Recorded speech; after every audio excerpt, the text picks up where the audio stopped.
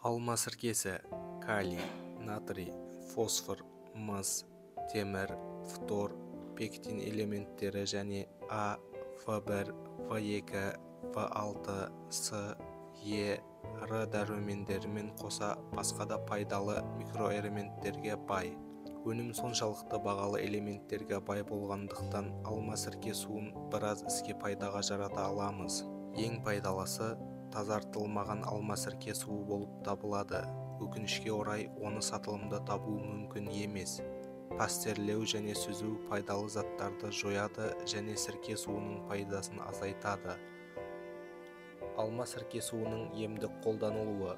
Ежелгі заманнан бері сірке суын тазарту және дезинфекциялау, қабынуды азайту үшін қолданылған.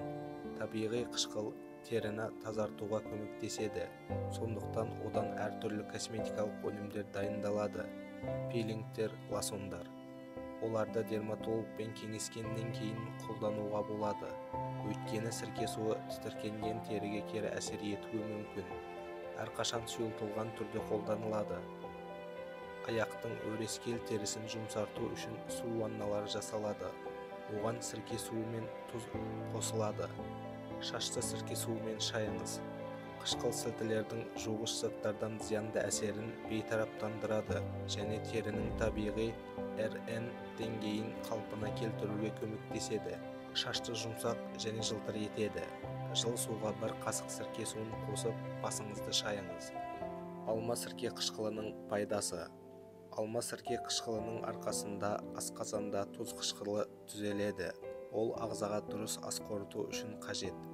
Тұз қышқылы ақуыздың сіңуіне жауап береді. Бактерияға қарсы қасиетке ие. Мамандардың айтуынша, алма сірке суы ішек микрофлорасын жақсарта алады. Алма сірке қышқылы бұл иммунитетке, ас қорытуға және дәрумендерді өндіруге жауап беретін біздің ағзамыз үшін маңызды бактерия лактобаллисус бар ашытылған өнім.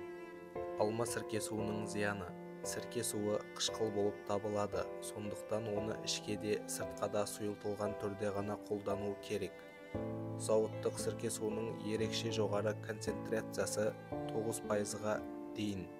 Үйдегі шырышты қабықтарға соншалықты агрессивті емес және аз сұйылтуды қажет етеді. Асқазан жарасы, гастрит, асқазан мен ішек колиті кезінде сірке суын толығымен алып тастау керек. Өйткені зақымдалған шырышты қабық қабынуға бейім. Сондай-ақ гепатит, нефрит және бауыр циррозы кезінде тағамға сірке суын қолдануды барынша азайту керек. 3 жасқа толған балаларға бермеңіз деп ескертеді.